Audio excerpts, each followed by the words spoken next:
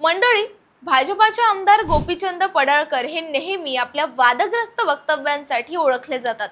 भाजपा आमदार गोपीचंद पडळकर यांनी राष्ट्रवादी काँग्रेस शरद पवार पक्षाचे नेते जयंत पाटील यांच्याबद्दल केलेल्या वक्तव्यावर मुख्यमंत्री देवेंद्र फडणवीस यांनी प्रतिक्रिया दिली आहे. गोपीचंद पडळकरांचं वक्तव्य योग्य नसल्याचं सांगत त्यांनी या प्रकरणी पडळकरांशी चर्चा केल्याची माहिती दिली.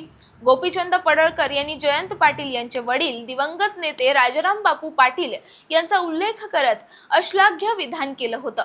या विधानानंतर सांगली जिल्ह्यात संतापाची लाट उसळली असून पडळकर यांच्या विरोधात आंदोलन केलं. दरम्यान शरद पवार यांनी या वक्तव्याबाबत नाराजी व्यक्त करत मुख्यमंत्र्यांना थेट फोन केला होता.